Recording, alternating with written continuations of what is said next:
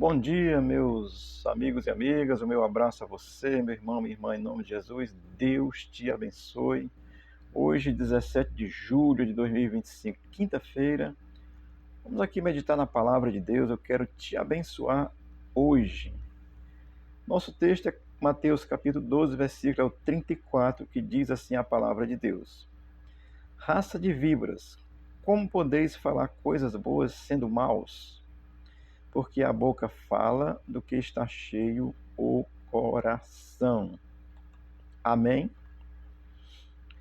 Vamos aqui aprender um pouco com a Escritura Sagrada. É importante, a palavra de Deus é importante para todos nós. O versículo 12 está dentro de um contexto onde Cristo ele vai ser questionado sobre a questão sobre o sábado. Porque ele curou, versículo 8 ali, ele curou um homem no sábado, até o versículo 13. E aí ele é questionado sobre isso. E depois ele vai falar sobre a questão das árvores e seus frutos, né, a partir do versículo 33. E também da estratégia do Satanás, lá no versículo 43, ele vai falando sobre esses assuntos e ele vai falar no final do texto sobre a família espiritual de Jesus, que é importante entender isso. Amém? Todo o capítulo 12, ele vai tratando assim, vai fazendo curas e vai tratando de vários assuntos, que é muito interessante. Mas vamos aqui ao versículo 34, que diz assim: raça de víboras. Olha, Cristo nessa afirmação está se referindo aos religiosos, aos fariseus religiosos. Que eu vou dizer assim, naquela época eles colocavam a lei acima de Cristo, e ainda hoje tem gente aí que coloca o dedo em cima da lei religiosa, dos dogmas religiosos, né? E vale mais do que a Bíblia, né? Onde você for. Então ele chama de raça de víbora exatamente os religiosos. Dentro desse contexto, onde eles vêm questionando sobre o sábado, ter curado alguém no sábado e tal. Então tudo isso ele vai falando e chama esse pessoal de raça de víboras é os religiosos mesmo, porque eles colocam a lei acima de Cristo, seus dogmas acima de Cristo. Aí ele vai dizer assim: como podeis falar coisas boas? Ora, para Cristo, nenhum religioso fala o que é bom.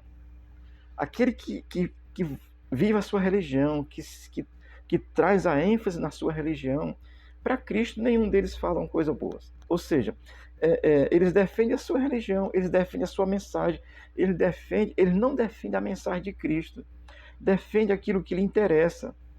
Ele não defende o evangelho da cruz de Cristo que conduz o ser humano ao reino de Deus.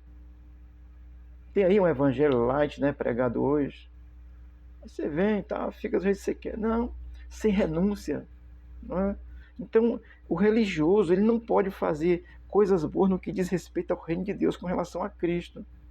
Porque ele fala da sua religiosidade e não do evangelho de Jesus. Então ele vai dizer assim: como podeis falar coisas boas? E a sequência é assim: sendo maus. Olha, quem é mau pode falar coisa boa? Tiago, que é irmão literal de Jesus, na sua carta, ele disse que não pode jorrar água doce e salgada da mesma fonte. Não pode sair da mesma boca bênção e maldição. Então, se é mal, sendo mal, só vai sair o que é mal. Com aparência de bem, isso aqui é pior. Porque quando o mal é declarado, como nós estamos vendo aí o mal no Brasil, para quem tem sensatez, tá certo? Quando o mal é declarado, show de bola, amém, você já está vendo que é mal. O pior é o mal disfarçado de bem, e é isso que o fariseu religioso faz naquele contexto e hoje. Não mudou a situação farisaica, só muda assim alguns detalhes, mas é a mesma coisa. Os religiosos fariseus não fazem o que é bom. Por que não pode fazer o que é bom? Porque eles são capazes até de matar pela religião. Paulo fez isso, matou pelo judaísmo, né? Os muçulmanos matam pelo seu ideal. Outros aí, olha, gente, é muito interessante. O meu nome é André Espinosa, tá certo? Mas não tem nada a ver com o que eu vou dizer, não.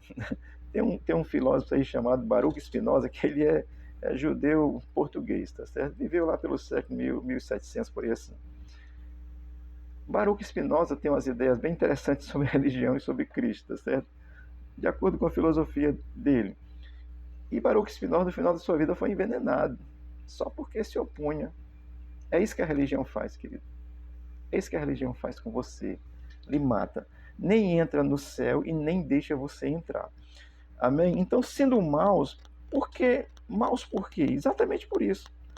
Porque são capazes defendem só a sua religião, são capazes de matar por ela e jamais de fazer o bem de acordo com o que Jesus orienta. Deixa eu ler aqui Mateus 12, 44, que é o mesmo texto. Retirando-se, porém, os fariseus, conspiravam contra ele sobre como lhe tirariam a vida. Olha, isso é religião, tá certo? Jesus tinha curado no sábado, feito um benefício, e os religiosos vamos matar esse homem aí.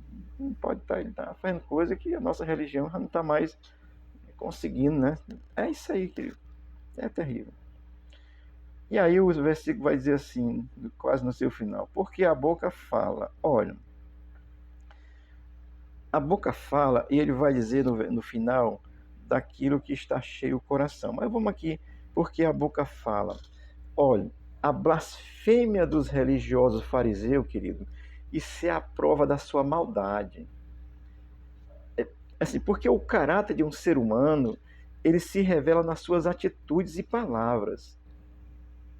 Tem religioso aí tão mal, tem pessoas boas, mas tem um religioso, olha, ele é capaz de matar pela religião e não se engane, tá certo? Mente. Quando eu digo mente, é porque distorce a palavra. Atualmente, teoria da prosperidade, né? E outras tantas aí, de enganação, de enrolação. Então, porque a boca fala. Então, a blasfêmia do fariseu religioso, isso é a prova da sua maldade, é porque o caráter do ser humano, ele vai ser revelado no nosso contexto social, de convívio, de vida, nas suas atitudes e palavras. Posso dizer para você que o nosso presidente é um homem sem caráter, porque não teme a Deus. E nós estamos aí nessa situação, mas Deus vai nos abençoar. Já está abençoando. Deixa eu ler aqui Mateus 12, 36, diz assim: digo-vos que toda palavra frívola que proferirem aos homens, dera dar-lhe conta no dia do juízo. Ou seja, porque aí já vai, ele estava ali negando Jesus e tal, e dizendo que aquelas coisas todas, e blasfemando e falando. Porque, gente, a blasfêmia é negar a fé em Cristo. Esse pecado não será perdoado nem nesse século, nem no vindouro, tá certo? Então, ali, a palavra que vocês estão dizendo aí vai ser julgado lá no juízo. Vai ter um juízo, querido, não se engane. Nesse dia, o couro come. Eu tenho que dizer alguma coisa para me rir, porque senão eu choro. Porque quem não crê, meu irmão, você que é um religioso, aí, fervoroso religioso, mas não tem uma fé pura em Cristo, que Deus, o Espírito de Deus te ajude, tá certo? Então você vai dar conta no juízo de tudo, porque a fé em Cristo nos livra da religiosidade, nos faz filho de Deus por essa fé, tá certo? E aí vai dizer, porque a boca fala no final do versículo, do que está cheio o coração. Olha, coração significa mente. Porque o coração é usado, né, na Bíblia, na poesia, nas canções, né? Você fala coração. Coração aqui para bombear o sangue, né? Se não estiver bem, não bombeia direito. Mas aqui, coração no sentido de mente, a nossa alma, o nosso ser, o ser humano em si. Assim, a capacidade de pensar, de raciocinar. Então, assim, de que está cheia a sua mente? Sua mente está cheia de religião, você vai matar por ela. Você vai ser só um religioso e você... Assim, olha, eu vou citar aqui algumas coisas para a gente pensar. Eu vou fazer isso como forma de pergunta. De que você está se enchendo? Está se enchendo de amargura, de ira, contenda, raiva? Assim, porque ira e raiva são diferentes. Tá certo? A raiva, você está com raiva. Mas você irá, é uma sequência da raiva. Ciúmes, assim, por besteira, brigar, dizer, aqui é melhor. Né? Não, eu estou anunciando Jesus para você. Eu não sou melhor do que você. Tá certo? Apenas o Espírito de Deus teve misericórdia de mim, Jesus, e me fez crer nele. Então, você está buscando intriga, polarização, esquerda, direita? Olha, eu sou do lado do bem. E vou dizer assim, politicamente aqui, sou direita porque defendo os valores da pátria, da família e de tudo isso que conspira para o bem. E quero que todas as pessoas estejam bem e, aliás, creio em Cristo, porque aí realmente o mundo fica bem. Então, de que você está cheio? Está cheio, assim, você está cheio de falta de fé, uma negação, sem esperança? Eu vou dizer a você, viva com esperança, tá certo? Assim, enfim, de que você tem enchido a sua mente? Só de bobagem? Pensando em se matar? Resolver não, querido. Você vai morrer, a sua morte já está determinada. Não antecipe as coisas não, tá certo? Por favor, em nome de Jesus. Então, assim, isso é muito importante, querido, assim, porque de que você tem enchido a sua mente? Assim, olha, eu quero te convidar a encher-se de Jesus. Como é que você pode se encher de Jesus? É crendo nele.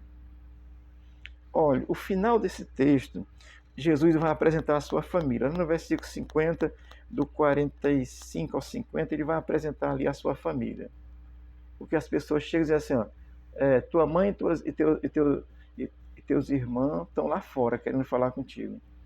E Jesus olha para a multidão e diz assim, quem são minha mãe e meus irmãos? Aí aponta para a multidão e diz, aqui está meus irmãos, minhas irmãs e minha mãe, aqueles que fazem a vontade do Pai. Isso é a família espiritual de Deus, é os que creem em Cristo.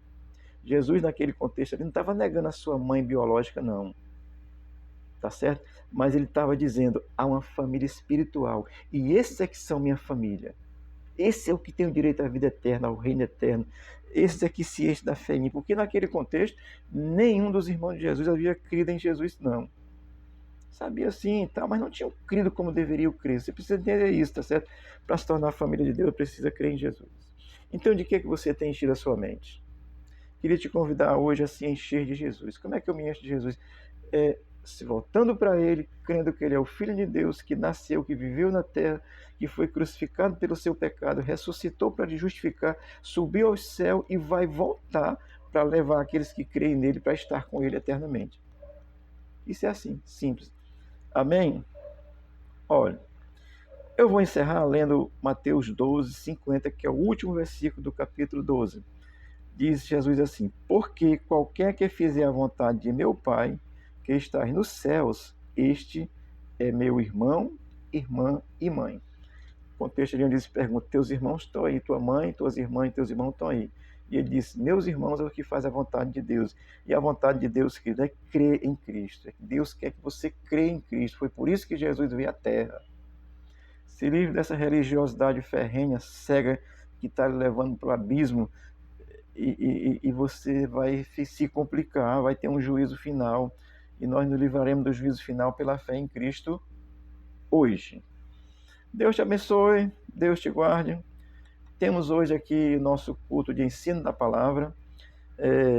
Nós estamos aí estudando escatologia, o nosso tema hoje, assim, falando sobre um pouco aí sobre o arrebatamento, sobre essas coisas que acontecerão num futuro bem próximo. Deus te abençoe e te guarde. Deus abençoe o Brasil. A nação brasileira precisa de uma libertação.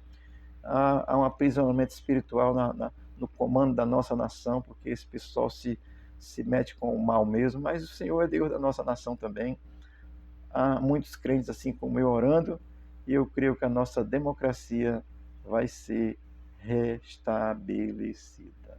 Deus te abençoe e te guarde. É Rua Guarani 1938, A João 23. 19h30 hoje estaremos aqui estudando a palavra de Deus. Venha participar conosco. Deus te abençoe e te guarde, te ajude e abençoe a tua vida, a tua casa, em nome de Jesus. Amém.